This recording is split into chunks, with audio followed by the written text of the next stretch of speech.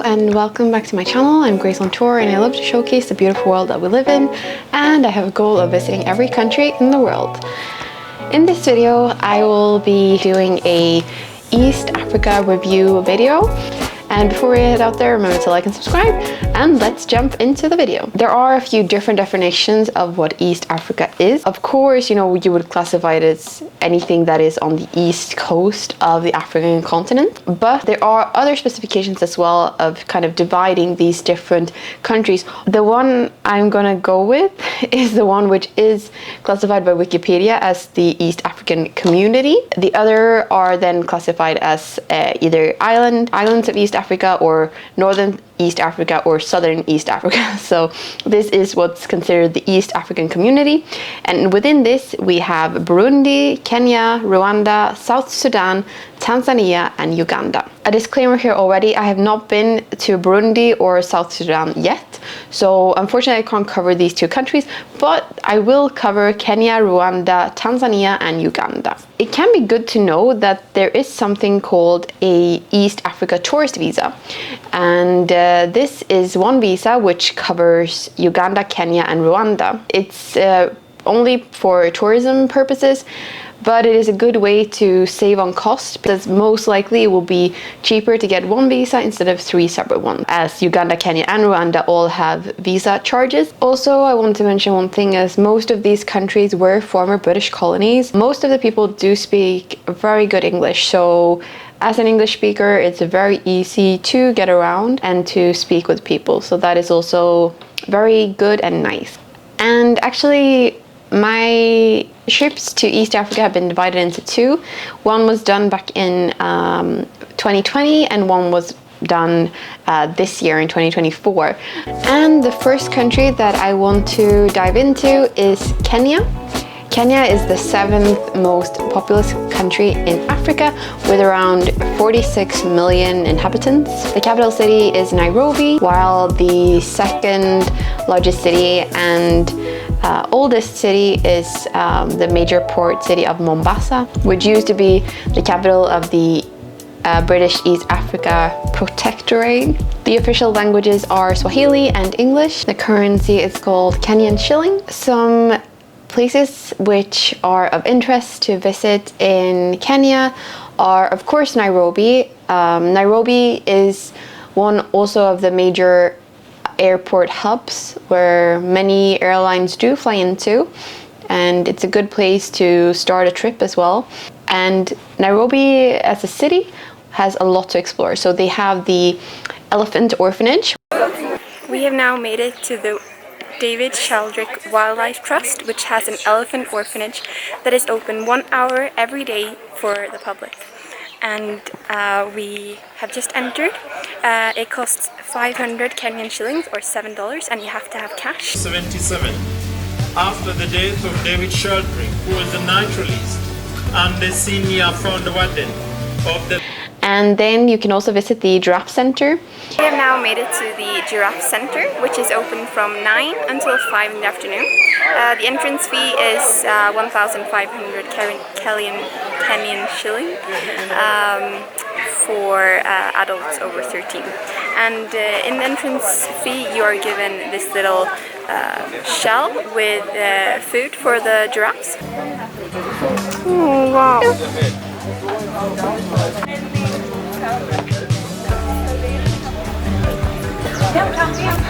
Over in the distance there, you have a very famous hotel called Giraffe Manor. And of course you can visit the area of Karen. It's very nice with a lot of nice restaurants. And you can also go to Karen Blixen's home, which also for me was very nice, as Nairobi also has a national park. So for example, if you're only spending a weekend in Kenya, you can go on safari in Nairobi National Park, which is, essentially almost in the city, and you don't have to travel far to like Masai Mara to go on safari. So that is a good alternative if you just have a very short period of time in Kenya and in Nairobi. And then if we kind of think of outside Nairobi, you have 2 major national parks. I think the most famous one and one of the most best ones, I guess, for safari in the world is Masai Mara. I didn't visit Masai Mara on my trip, but I have heard a lot of people go and they think it's amazing. You can also get encounters with the Maasai people. So really cool, and a lot of amazing wildlife. Another national park is Tsavo National Park, which also I've heard great things about. One thing that we did do though is take the train from Nairobi. There is a train line going from Nairobi to Mombasa, the coastal town which I mentioned before. Yes, you can spend time in Mombasa, but also you can visit smaller villages or beach towns in the area. I really liked the train journey. From Nairobi, we stopped in the village of Voi when I was there, but it's very convenient, very clean, and yeah, an efficient way to get to the coast.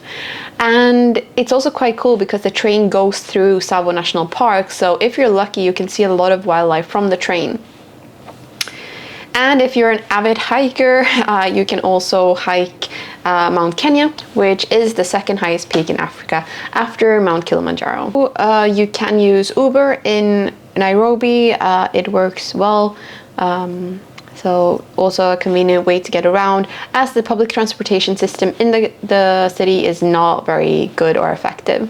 And then we jump into the second East Africa country of Tanzania. Tanzania has a population of around 62 million people, making it the most populous country on the south side of the equator.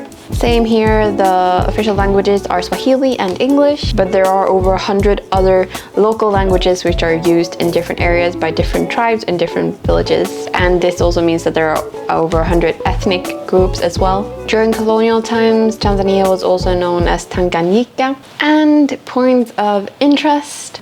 My favorite by far is definitely the Serengeti National Park and the Ngorongoro crater. For me, the Ngorongoro crater was such an amazing wildlife encounter because it's a crater filled with so many wild animals, and they are so densely concentrated, I think more than any other place in the world.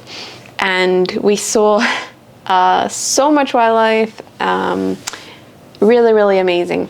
And then also the Serengeti National Park, so nice as well. And we were camping in the national park, hearing the hyenas at night and the lions, and waking up with a hippo outside of the tent and seeing the African sunrise and sunset. It's hard to beat a really good safari experience in Africa, and I think yeah, you will either get that in Masai Mara or the Serengeti.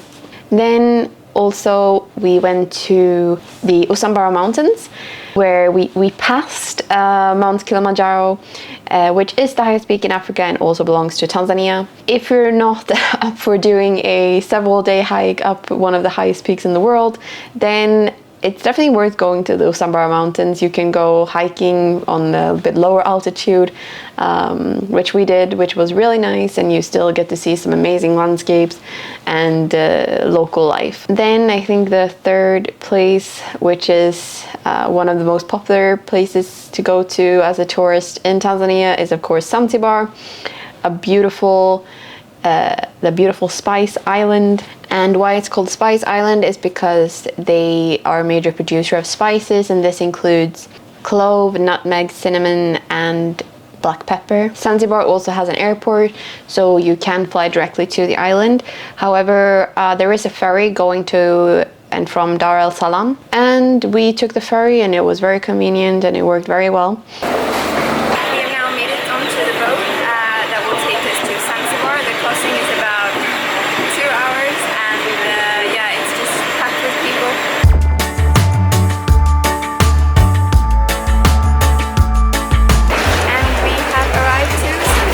You should definitely visit Stone Town. It is a UNESCO World Heritage Site, and it's also, I mean, Zanzibar is also the birthplace place of Freddie Mercury, which is kind of a fun fact. But if we take a moment to get closer. Vasco da Gama was here in 1499, and in 1503 it became Portuguese territory.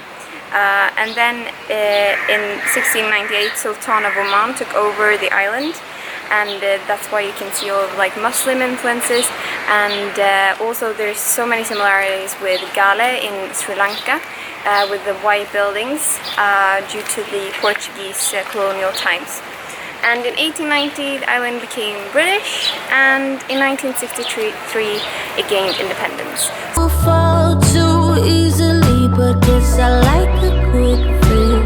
It's just not that I don't feel the tension, it's just the way I want you to come closer.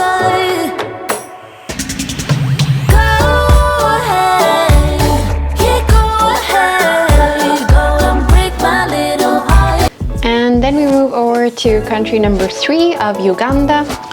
Uganda is a landlocked country in East Africa, and they have around 50 million inhabitants, and the largest city is Kampala. The languages spoken are English and Swahili, and same as the other countries, they use the shilling, but Ugandan shillings. Their national bird is the grey-crowned crane, which is a very hard tongue twister, and this bird can also be found on their national flag.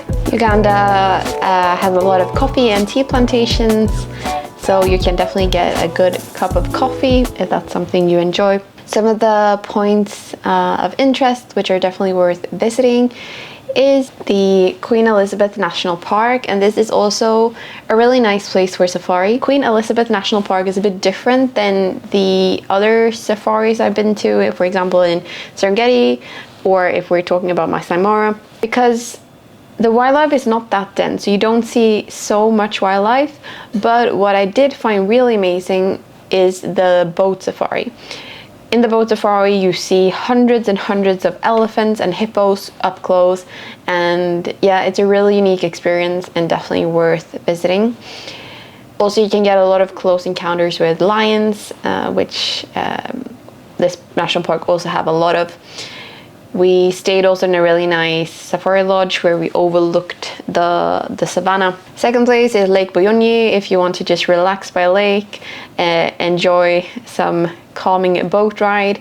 It's a really nice and relaxing place with a lot of nice lodges. And then we also have Kibale National Park, where you can hike to see the chimpanzees. This is really an amazing experience where you get very up close with chimpanzees, which are one of the animals closest to humans, sharing 99% of our DNA. And the last point I wanted to mention is, of course, the most iconic thing that most people go to Uganda for, and is to trekking to see the silverback mountain gorillas.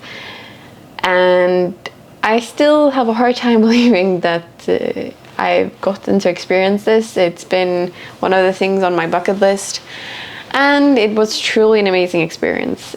It is pricey, I'm not going to lie. It does cost quite a bit. It is cheaper than doing it in Rwanda, but it definitely comes with a price tag, but it is an experience, one-time experience for life, and so worth it. So how it works is that you join a small group of maximum 8 people. You hike with trackers ahead of you, trying to find the gorillas. Once they found them, you follow them, and you get this very close encounter with gorillas. And in an untouched rainforest. And yeah, it was like, that day for me was like living in a movie, because once we'd seen the gorillas and gotten close, then the skies opened and we had a severe rainstorm where it got completely drenched. But it's an experience and moment I will forever cherish. And we stayed at a really, really nice gorilla lodge. I will try and find the name here. And yes, it was so nice, had amazing views. The food was really great, and the service was so amazing. So if you're going to anywhere in the windy and impenetrable forest, then this lodge is the best, according to my opinion. And the last and final country I want to mention on this East Africa review is Rwanda, also known as the land of thousand hills. And for me, I was quite surprised of Rwanda. It's by many people also mentioned to be a very clean and safe country in Africa. And yeah, I must definitely agree. it was very modern also in many ways and very well developed. There are 4 official languages in Rwanda: Kinyarwanda, French, English, and Swahili. And Rwanda doesn't have shilling, but they have Rwandan franc, and they have around 14 million inhabitants. You've maybe heard about Rwanda before because, as you might know, there was a genocide in Rwanda in 1994, which lasted for 100 days between 7th of April and 19th of July. And yeah, if you want to read more into it, there's lots of resources for that. But that's also one of the results for Rwanda having one of the youngest populations in the world, because yeah, more than 1 million people were killed in this genocide. And in the capital city of Kigali, there is a genocide memorial where it's definitely worth visiting because it really explains all the happenings and what took place and how the country has rebuilt itself, and where people actually have come together and built up a country again from this, and where they've been able to make these 2 groups which were fighting each other come together as one, which is a really amazing thing to be able to do. So yeah, that's also why I find Rwanda quite interesting. And we did not have a lot of time in Rwanda, but yeah, it's definitely worth spending a day in Kigali, visiting the Genocide Memorial and other sites in the city. We also visited Lake Muhazi for a relaxing day by the lake, which was really nice and beautiful and not a lot of people. In Kigali, we stayed at a hotel called Hotel des Mille Collines, which means Hotel of Thousand Hills. And this is actually the place where the actual happenings of what happened in the movie Hotel Rwanda was. So it's a very historical place, and yeah, we stayed there and it was really nice. Service was great. So if you're looking for a hotel in Rwanda, specifically Kigali, it was really good.